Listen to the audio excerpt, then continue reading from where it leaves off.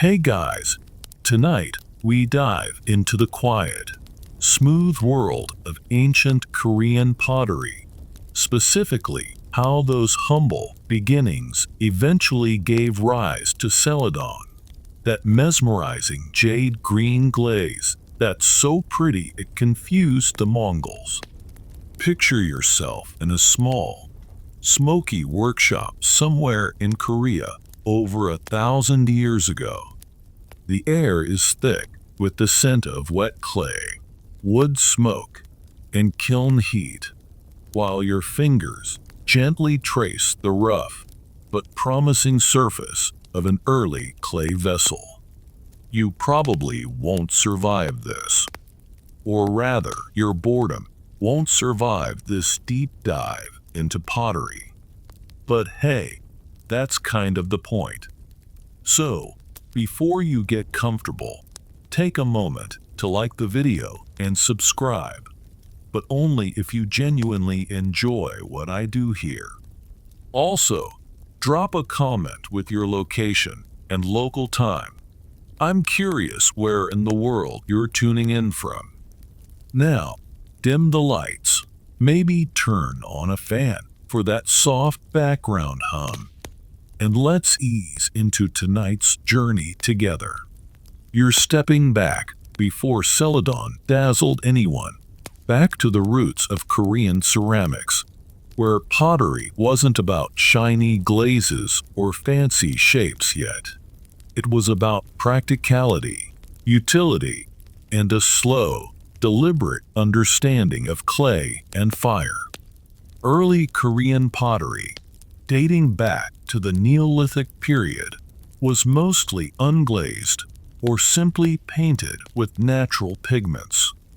Imagine rough bowls in jars, made by hand or on a slow-turning wheel, sometimes decorated with simple patterns, always with the purpose of holding food, water, or grains. Mainstream historical fact: the earliest Korean pottery dates back to around 8,000 BCE, making it some of the oldest known ceramics in East Asia. These early pots were primarily utilitarian, created from locally sourced clay and fired in open pits rather than advanced kilns. Quirky tidbit: some of these early pots featured comb-like impressions made by dragging tools through the wet clay, which researchers speculate might have been early attempts at branding, or even a prehistoric version of modern-day doodling, pottery graffiti, if you will. Historians still argue whether these early designs served purely decorative purposes or held symbolic meaning within emerging Korean communities. As you let your mind wander, you can almost feel the slow evolution. Potters experimenting with firing techniques, mixing different clays, and eventually discovering that covering their work with glaze could protect the vessels from water seepage and make them more durable. The earliest glazes were crude, often ash-based and uneven, but they paved the way for what would become Celadon centuries later. You might smile imagining those first accidental drips of glaze rolling off a pot, sparking the idea that maybe, just maybe, there was a way to make pottery not just useful, but beautiful. The transition from rough earthenware to glazed ceramics marks a significant leap in technology and artistry. This journey laid the groundwork for Korean potters to develop a uniquely beautiful style that would capture the eyes and imaginations of kings, emperors, and even invading armies. So as you settle into this slow, rhythmic exploration, remember that even the simplest beginnings have a story worth telling, a story that in Korea's case, would bloom into the mysterious and elegant art of Celadon. You find yourself standing at the edge of a warm kiln, the glow of fire casting flickering shadows against the rough walls.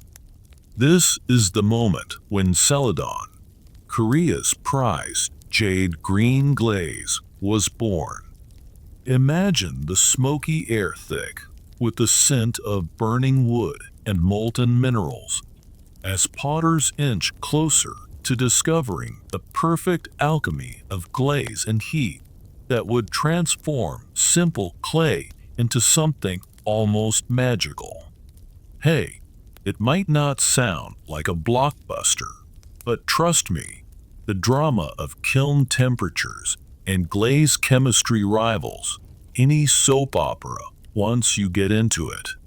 Mainstream historical fact: Korean Celadon, or Cheongja, first appeared prominently during the Goryeo Dynasty 918 to 1392, with its distinctive pale blue-green glaze achieved through firing techniques that reduced oxygen in the kiln, creating that iconic color. Quirky tidbit: legend has it that the Celadon color was inspired by the translucent jade prized in China, but Korean potters accidentally discovered it by firing their ceramics in a reduced oxygen environment, essentially a kiln full of smoke and mystery. Talk about happy accidents in art.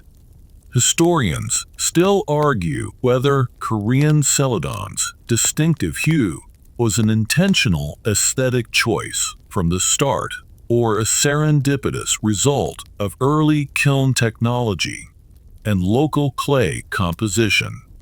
You imagine the potters carefully mixing ingredients like iron oxide into the glaze, tweaking the balance with precision that borders on obsession.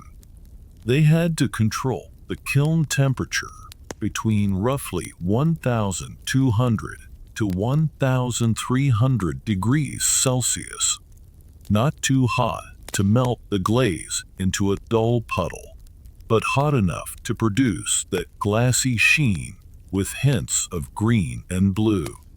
It's like the Pottery version of Goldilocks. Everything had to be just right. Visualize the potters testing tiny samples over weeks or months, each firing a step closer to perfection. Sometimes the glaze bubbled or turned brown. Other times it came out glossy and clear, revealing delicate, ethereal colors that seemed almost otherworldly in the flickering firelight. It's not just about the chemistry, though. The kiln itself was a marvel, a large, carefully constructed chamber with multiple firing stages to regulate heat flow and atmosphere. It was like a medieval oven with a PhD in precision baking. You might chuckle picturing potters acting as alchemists, hunched over their creations, whispering secrets to the flames, hoping for that perfect jade glow. This discovery didn't happen in isolation. The knowledge of glazing techniques traveled through East Asia, influenced by Chinese and possibly even Middle Eastern ceramic traditions. But Korea quickly made Celadon its own. The distinct jade tint and translucency became a national signature, something so beautiful literally confused invaders. This blending of art, science, and a dash of luck set Korean Celadon apart, elevating it from practical pottery to something that dazzled the senses and captured the soul. So as you sink deeper into the warmth of this story, let the slow burn of kiln fires and the glow of Celadon hues lull you closer to a dreamlike state. where ancient potters' secrets mingle with the quiet crackle of embers and whispered legends. You glide forward into the lavish courts of the Goryeo dynasty, where Celadon ceramics were not just crafts, but prized treasures and symbols of royal prestige. Imagine the grand palace halls, filled with the soft clinking of fine porcelain and the faint scent of incense mingling with the earthy aroma of fresh clay. The royal family didn't just collect these exquisite vessels. They sponsored the potters, elevating their work to an art form that reflected the kingdom's power and cultural sophistication. You probably wouldn't survive the endless palace intrigue, but the ceramics? They survived and thrived. Mainstream historical fact: the Goryeo Dynasty 918 to 1392 is renowned for producing the finest Celadon ceramics in Korean history, marked by technological advancements and unparalleled artistic quality. Quirky tidbit: some Goryeo Celadon pieces were so finely crafted that they were rumored to be used as royal diplomatic gifts. One, even allegedly sent to the Japanese emperor, was mistaken for actual jade and caused quite the diplomatic stir. Historians still argue whether the Goryeo court's patronage was purely political, aimed at showcasing power, or genuinely motivated by an appreciation for the aesthetic and spiritual qualities of Celadon. You wander through imagined workshops where master potters, almost like medieval rock stars, worked under royal supervision to perfect every detail. The shapes became more elegant, the glazes more lustrous, and the designs increasingly intricate, including the famous Sangam technique of inlaid decoration. Picture artists carving delicate lotus blossoms, cranes, or swirling clouds into the clay, then filling those grooves with contrasting slips before firing, creating a stunning visual contrast under that translucent glaze. The production process was meticulous. Kilns fired the pottery in batches, with skilled workers constantly monitoring the temperature, the kiln atmosphere, and the moisture content of the clay. Each piece was a labor of love, blending scientific precision with artistic intuition. And this royal focus on Celadon wasn't just about beauty, it was a statement. The ceramics symbolized harmony, balance, and the natural world, reflecting Confucian and Buddhist ideals that permeated Goryeo culture. The jade-green hues evoked purity and tranquility, ideals every king wanted to embody, or at least pretend to. Meanwhile, the workshops were social hubs, places where knowledge was passed down through generations, ensuring the survival of Celadon's secrets. Some potters gained celebrity status, while others remained anonymous artisans. Historians still debate the social status of these craftsmen and how much creative freedom they actually had. You might smile imagining the potters' daily lives, the dusty clay under their fingernails, the sweat from stoking the fires, the quiet satisfaction when a kiln's yield was just right, and perhaps a little envy toward those lucky enough to admire these works up close in the palace, or to handle a Celadon vase without worrying about smudging it. So, As you drift through this serene and elegant world, the gentle clinking of pottery and soft crackle of kilns become the perfect lullaby, guiding you deeper into the timeless beauty of Goryeo, Celadon. You find yourself drifting into the quiet countryside where the raw materials for Celadon began their journey. Fields of clay, deposits of minerals, and the woods supplying the kiln fires. It's a landscape of subtle earth tones, the kind that lull you into a meditative calm. The very essence of Korean Celadon comes from this humble mix of nature's gifts and human ingenuity. As you settle into the rhythm of slow, repetitive labor, you start to appreciate how those natural resources shape every curve and shade of the ceramics. Mainstream historical fact: the main raw materials for Korean Celadon were local clays rich in kaolin and a glaze mixture containing iron oxide, which gave Celadon its characteristic greenish-blue tint when fired in a reduced oxygen kiln atmosphere.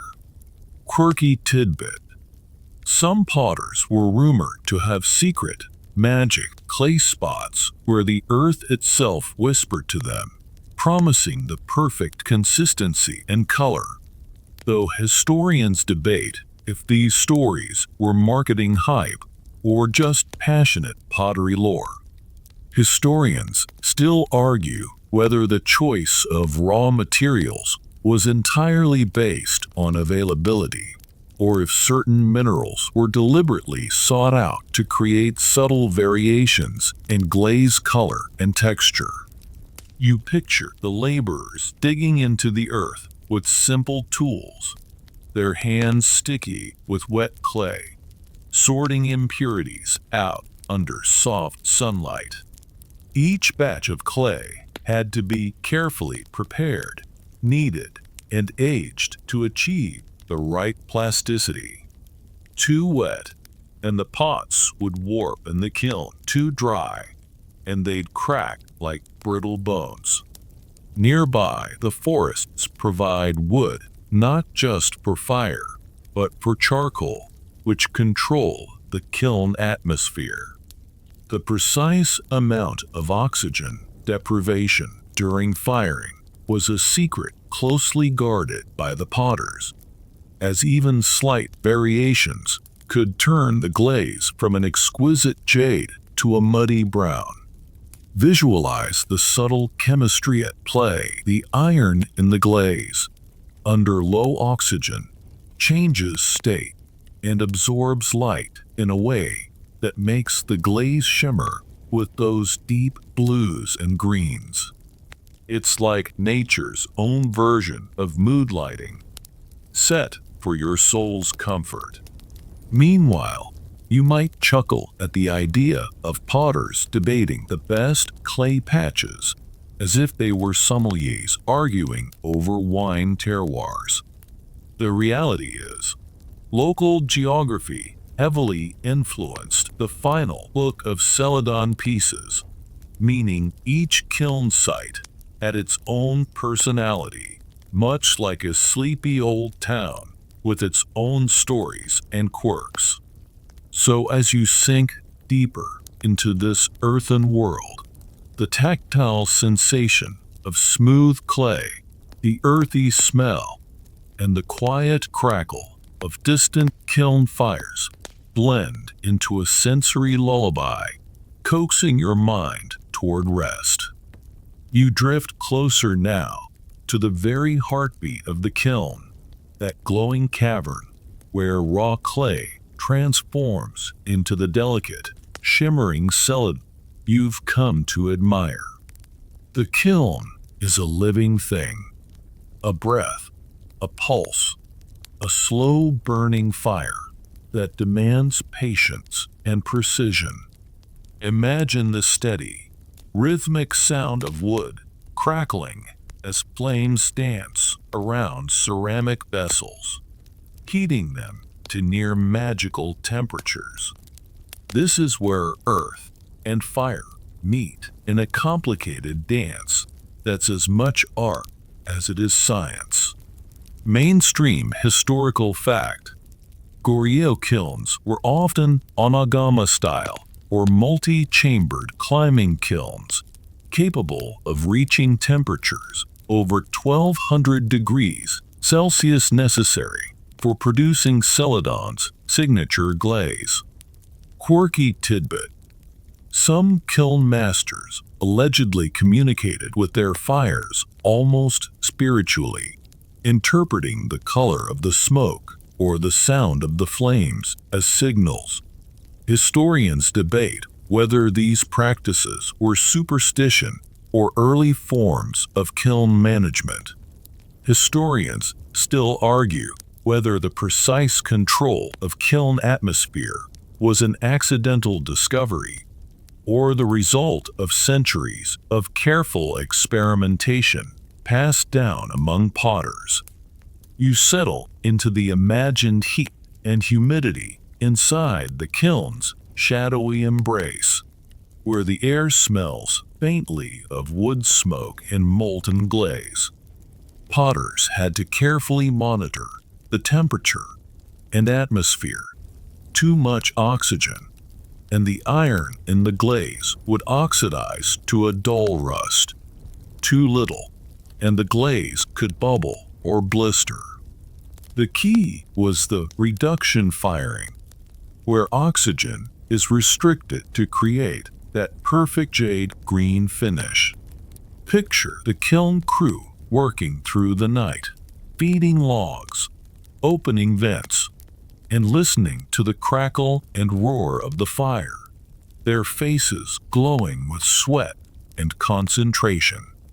It's a long vigil, demanding nerves of steel, since a small mistake could ruin an entire batch, wasting weeks of labor.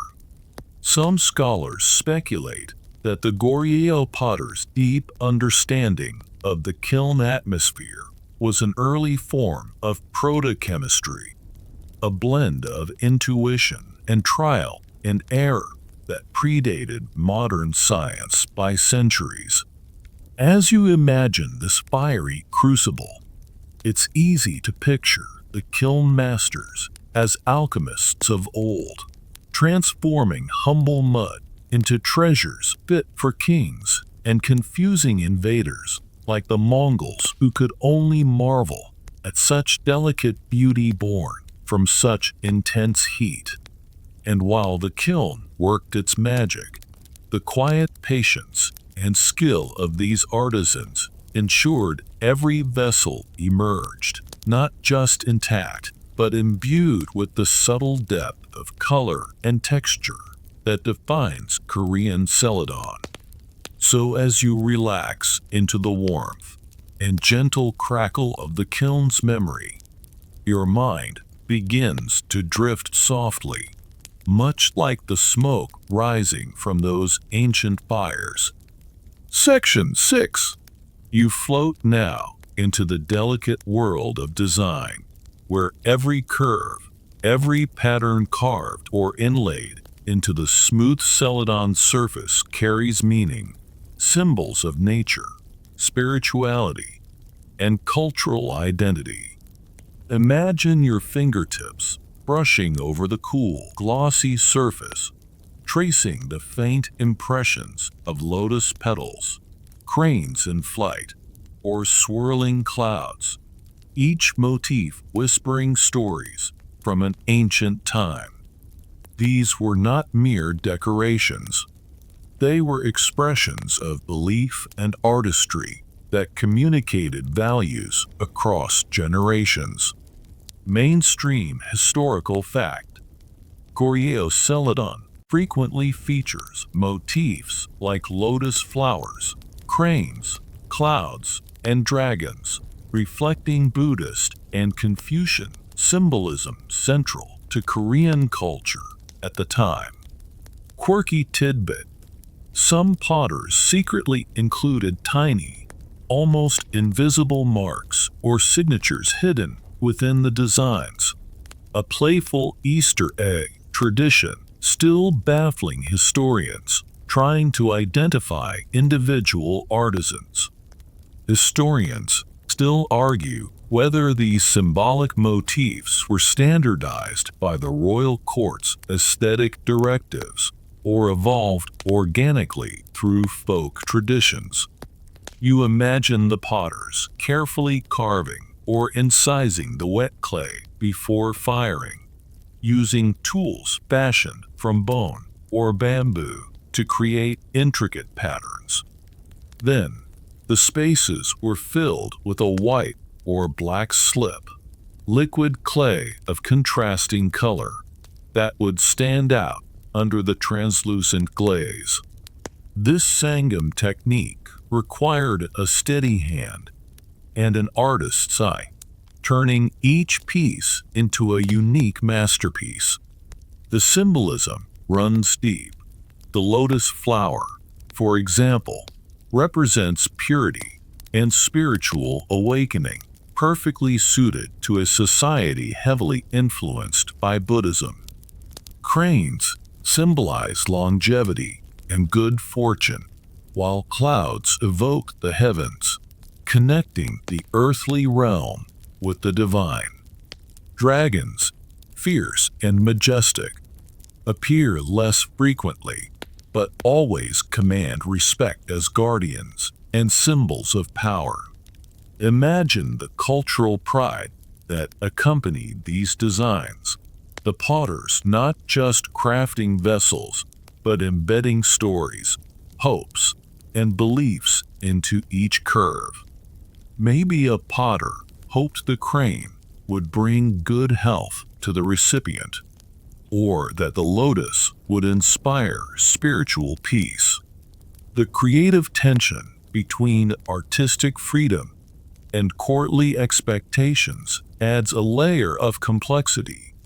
Were potters simply artisans following royal orders, or were they quietly infusing their work with personal expression? Scholars debate this with no clear answer. You might find it amusing that, despite their lofty symbolism, some patterns evolved simply because they were easier to carve or looked nice, proving even the most sacred art can have its practical side. So, as your fingers imagine the smooth, cool surface beneath them, your thoughts slow and soften, drawing you closer to a calm, peaceful sleep infused with ancient stories and delicate beauty. You now glide gently into the bustling workshops where teamwork transformed raw clay into exquisite Celadon treasures. Imagine a room alive with quiet chatter, the soft tapping of tools against pottery, and the occasional burst of laughter between master potters and apprentices. This was a world where skill was passed down not just through instruction, but through shared experience, patient observation, and perhaps a little competitive pride. You feel the rhythm of a collective craft, each person playing a vital role in the delicate balance of creation.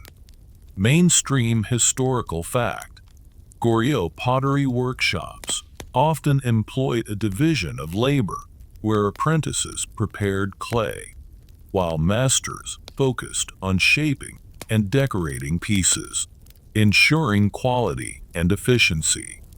Quirky tidbit: some workshops reportedly had secret recipes for glaze mixtures and firing techniques, guarded jealously and passed down like treasure maps, sparking rivalries among kiln masters.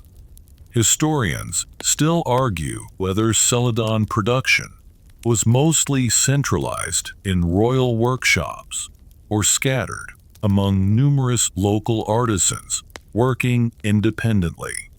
As you settle into the imagined workshop's ambient sounds, the scrape of tools, the soft rotation of wheels, the measured breathing of focused potters, you get a sense of a living tradition. Apprentices learn by doing, their hands awkward at first, but growing sure with every curve and incision.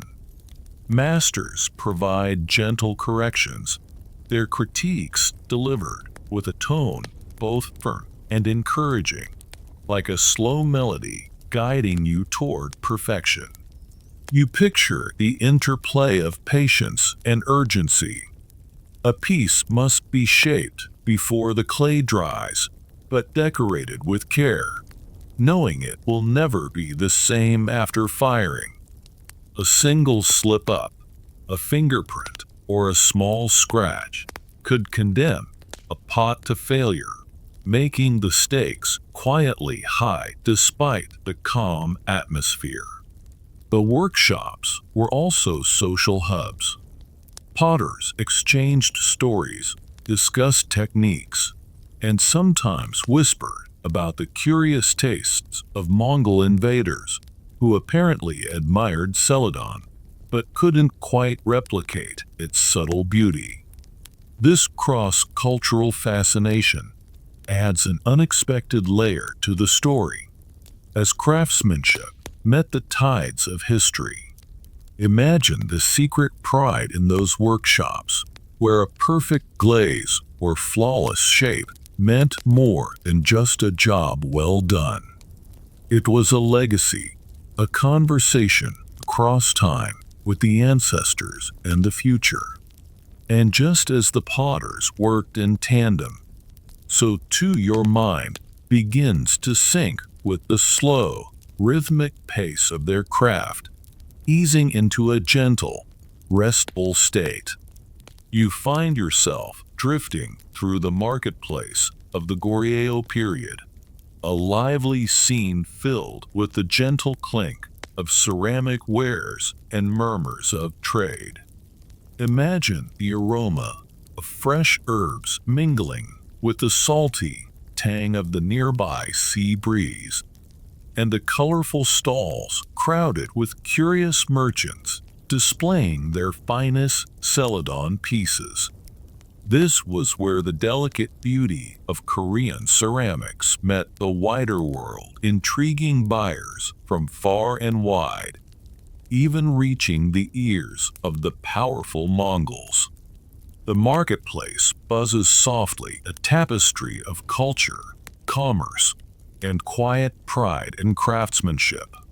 Mainstream historical fact: Goryeo Celadon was a significant export, traded widely across East Asia, including to China, Japan, and even the Mongol Empire.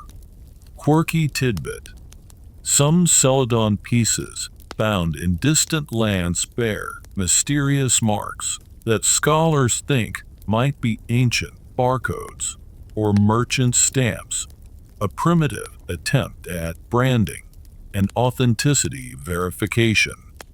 Historians still argue whether these trade networks were primarily controlled by the royal court or developed through independent merchant guilds operating across the region. You picture merchants carefully wrapping fragile ceramics in cloth, their hands steady despite the fragility of their precious cargo. The traders, skilled in the art of negotiation and persuasion, tell stories of the exquisite hues and textures that set Goryeo Celadon apart from others. To the casual eye, it might look like just another pretty vase, but to those in the know, it's a treasure shimmering with centuries of technique and tradition. There's also the amusing fact that some Mongol buyers reportedly thought these ceramics were made from jade rather than clay. So convincing was the Celadon's signature green glaze. This confusion apparently baffled both Mongol traders and local artisans alike, sparking a mix of admiration and frustration. The marketplace is also a place where rumors and gossip flow freely. Traders whisper about lost kilns, secret recipes, and rivalries that simmer beneath the surface of this seemingly peaceful commerce. It's a reminder that even in the world of art and beauty, human nature adds its familiar twist. As you lean into the soft hum of this trading hub, your mind slows, the bustling noise fading into a calm background murmur, inviting your thoughts to drift like the delicate glaze on these treasured ceramics. You ease into the world of firing, the kiln's warmth slowly enveloping the cool air around you. Imagine the faint crackling of burning wood and the subtle transformation happening inside those fiery chambers where raw clay and glaze undergo their magical metamorphosis. This stage is as much science as art, where temperature control and timing decide whether a pot becomes a masterpiece or a sad pile of shards. Feel the gentle heat radiate, soothing and steady, as you contemplate the ancient potter's intimate dance with fire. Mainstream historical fact: Goryeo Celadon was fired in wood-fired kilns at temperatures reaching around 1,200 degrees Celsius, a precise balance needed to achieve its famous jade-like glaze.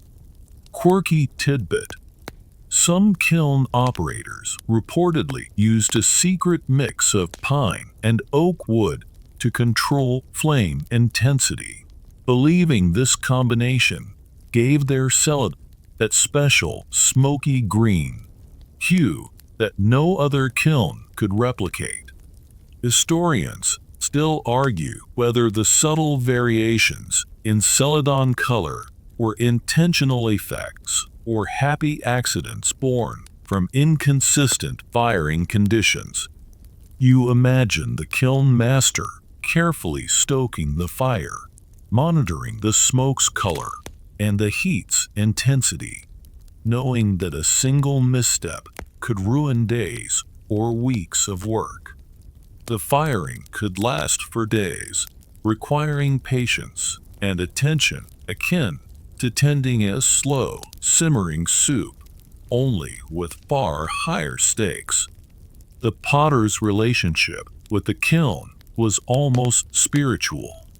Some believed that the kiln's fiery breath was a living force that breathed life into the clay, and that respectful handling could coax out the most beautiful glazes. A funny side note is that sometimes pieces came out with unexpected bubbles or cracks, much to the artisan's dismay. They called these quirks fire's jokes, unpredictable little reminders that nature always had the final say. As the heat pulses and the smoke curls, you sense the slow transformation mirrored in your own body and mind, warming you gently as your thoughts grow soft and float away like drifting smoke. You glide smoothly now into the serene world of Celadon's symbolism, where every curve and color whispers quiet stories of nature, philosophy, and spiritual balance. Imagine running your fingers over a delicate vase, feeling the smooth glaze cool beneath your touch, while your mind wanders to the subtle meanings hidden in lotus blossoms, clouds, and cranes etched lightly onto its surface. These motifs were not mere decorations. They were carefully chosen symbols meant to evoke harmony and peace, perfect companions for your drifting thoughts and sleepy mind. Mainstream historical fact: Goryeo Celadon designs commonly featured motifs like lotus flowers, cranes, and clouds, symbolizing purity, longevity, and transcendence in Korean culture. Quirky tidbit: some Celadon pieces included tiny, almost invisible artist's marks, shaped like animals or mythical creatures, thought to bring good luck or ward off evil spirits. Historians still argue whether these motifs were primarily religious symbols or aesthetic choices aimed at appealing to elite patrons.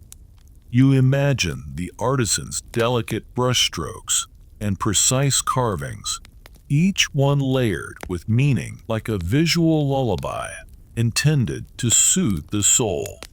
These images connected the earthly to the divine, inviting the user to reflect on the natural cycles of life and the serenity found in balanced beauty. In a playful twist, some scholars have suggested that certain motifs were deliberately ambiguous, allowing the viewer to interpret them in their own way, sort of like a medieval choose-your-own-adventure story, but with pottery. The symbolism also served a practical purpose, reminding the elite users of their connection to nature and the universe, and perhaps helping them sleep better after a long day of ruling kingdoms or managing estates. As you trace these symbolic lines in your imagination, your breathing slows, and your mind drifts gently toward a place of quiet reflection and calm. You now drift gently into the world of Celadon's decline. A slow fading of the art form's golden age as new styles and political upheavals reshape Korea's cultural landscape. Picture a quiet workshop, once bustling with laughter and lively chatter, now echoing with the soft sighs of fading tradition. The once vibrant green hues of Celadon give way to new tastes and techniques, reflecting a changing world where the old ways are both treasured and challenged. This gentle twilight invites you to reflect on impermanence and the natural cycles of creation and loss. Mainstream historical fact: by the late Joseon Dynasty, Celadon production declined as porcelain with underglaze blue decoration became the dominant style. Quirky tidbit: some potters tried to revive Celadon by experimenting with unusual colors like pale lavender or sky blue, but these efforts were mostly short-lived and considered quirky failures. Historians still argue whether Celadon's decline was due primarily to changing tastes, technological shifts, or political factors such as invasions and court reforms. You imagine the last generations of Celadon artisans clinging to ancient recipes and firing techniques, sometimes regarded as stubborn relics, sometimes as quiet guardians of a dying art. Their workshops might have felt more like museums, preserving tradition against the inevitable tide of change. There's a bittersweet humor in these attempts to keep the craft alive, like someone insisting on writing letters by hand in an age of email, endearing, but ultimately overshadowed by progress.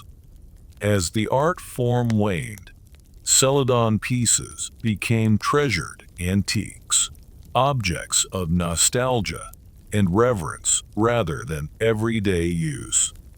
This shift added a new layer of meaning as these ceramics transformed from functional objects into symbols of cultural identity.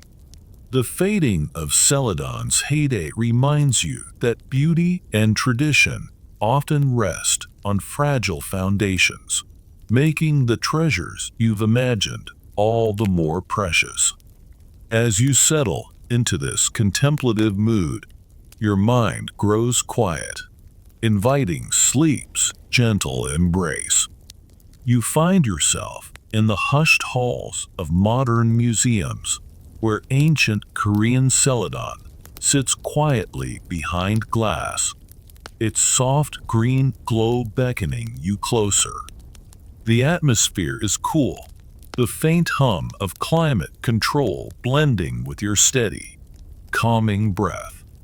Each piece carries the weight of centuries, silent witnesses to history, trade, artistry, and the unexpected confusion of Mongol invaders who once mistook them for jade treasures. You feel the gentle pull of time as you explore these relics, a bridge between past and present. Mainstream historical fact. Today, Goryeo Celadon is considered a national treasure in Korea and is prominently displayed in museums worldwide. Quirky tidbit. Some modern artists have created Celadon-inspired ceramics that glow under ultraviolet light, blending ancient tradition with futuristic flair. Historians still argue whether modern reproductions capture the true spirit of original Celadon or merely mimic its surface beauty. You imagine curators carefully positioning each piece, mindful not just of aesthetics, but also of the stories embedded in cracks and glaze variations. Behind the scenes, conservators work meticulously to preserve these fragile artifacts, sometimes employing high-tech methods like 3D scanning to study details invisible to the naked eye. A playful detail is that some museum guards reportedly keep Celadon superstitions, such as avoiding wearing green near the displays or whispering softly so as not to wake the ancient spirits. You reflect on how these ancient pots, once everyday treasures, now inspire awe and scholarly debate, bridging gaps of centuries and cultures. As you lean back into your pillow, the museum's quiet dignity seeps into your bones, settling you gently, like a soft celadon glaze smoothing the edges of your day. You slip now into the quiet world of Celadon's influence beyond Korea, where its beauty sparked admiration and imitation across East Asia and even reached distant lands along ancient trade routes. Picture yourself drifting along Silk Roads and oceanic passages, encountering pottery workshops in China, Japan, and beyond, each absorbing and adapting the delicate Celadon style to their own traditions. This slow cultural ripple illustrates the enduring power of art to transcend borders and time, gently rocking your mind into a soothing rhythm of shared human creativity. Mainstream historical fact. Goryeo Celadon heavily influenced Chinese Song Dynasty and later Yuan Dynasty ceramics, as well as Japanese pottery traditions. Quirky tidbit. Some Japanese potters incorporated playful animal faces on Celadon vessels, turning the usually serene style into a cheeky, whimsical expression. Historians still argue whether Celadon's cross-cultural spread was driven more by trade, diplomatic exchanges, or artisan migrations. Imagine the quiet exchanges, clay recipes, kiln secrets, glaze formulas, passing hands in dim workshops far from Korea. Each potter quietly learning and innovating. You picture scrolls and letters sent by envoys, filled with technical details and awestruck descriptions, as though the secret to that perfect green glaze was the ultimate treasure. There's something charming about how each culture adapted Celadon, mixing tradition with local flair, like a slow remix that respects the original beat but adds new instruments. As you picture these far-flung artisans crafting their versions, your thoughts meander like a gentle stream, flowing softly through centuries and continents, inviting calm and rest. You now drift gently into the fascinating realm of modern scientific studies, where researchers employ cutting-edge technology to unlock the mysteries behind Celadon's enchanting hue. Imagine sitting quietly beside a glowing lab bench, watching microscopes reveal secrets hidden beneath the glaze's surface, tiny crystals, unique mineral combinations, and firing conditions that create that mesmerizing jade-green. This blend of ancient artistry and modern science is like a soothing lullaby bridging millennia, coaxing your mind toward restful curiosity and gentle sleep. Mainstream historical fact: modern analysis has identified iron oxide in specific firing atmospheres as key to the characteristic Celadon color. Quirky tidbit: some scientists have recreated ancient Celadon glazes in zero-gravity conditions aboard the International Space Station to study crystal formation. Historians and scientists still argue whether certain production secrets were accidental discoveries or deliberately guarded trade secrets by Korean artisans. You imagine a team of dedicated researchers, carefully replicating kiln atmospheres, tweaking temperatures by mere degrees, seeking that elusive balance that yields perfect Celadon.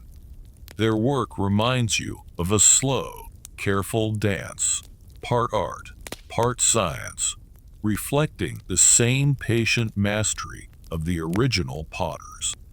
In a playful twist, some experiments produce unexpected colors or textures, leading to charmingly imperfect Celadon fails, cherished by collectors and scientists alike.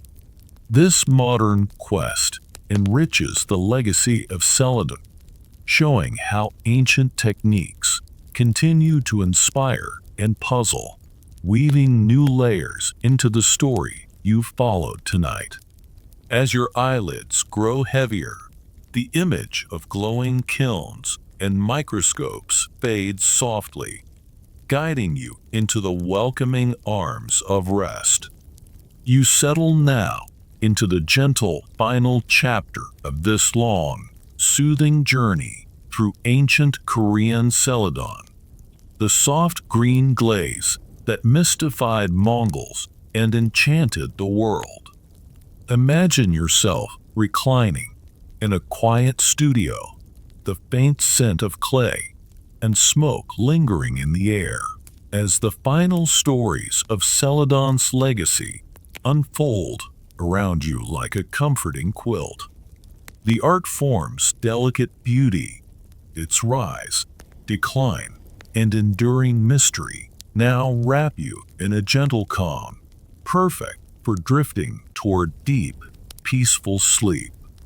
Mainstream historical fact: Celadon remains a symbol of Korean cultural heritage and national pride, celebrated through festivals and ongoing artisan craft. Quirky tidbit: in some modern Korean households, Celadon pieces are used as decorative nightlights with tiny bulbs inside, casting a soothing green glow that's said to promote restful sleep. Historians still debate the exact techniques and secret recipes behind the Celadon glaze, but its beauty continues to inspire new generations. You recall the artisans shaping clay with patient hands, the kiln fires glowing softly, the careful experiments that birthed that mesmerizing jade hue, each detail a thread in the tapestry of history you've explored tonight. The story of Celadon reminds you that beauty can confuse invaders, inspire artists, and even calm restless minds. As you sink deeper into your pillow, the legacy of ancient Korean Celadon settles around you like a quiet, familiar song. 300-word wind down. Now, as your breathing slows and the gentle quiet wraps around you like a soft blanket, let the delicate green hues of Celadon fade into the shadows of your mind. Picture the soft glazes shimmer, the cool touch of fine pottery cradled in patient hands, and the warm glow of ancient kiln fires gently dying down. The centuries have whispered their secrets softly, and now you carry their calm within you. There is no rush here, no need to hurry, only the slow, soothing passage of time. Let the stories of artistry, mystery, and quiet mastery drift over you like a gentle wave, pulling you closer to rest. Your thoughts grow soft, your eyelids heavy, and your mind floats peacefully between wakefulness and dreams. Soon, you will drift fully into sleep, carried by the quiet beauty of history's delicate green glaze. Sweet dreams. End of script. Sweet dreams.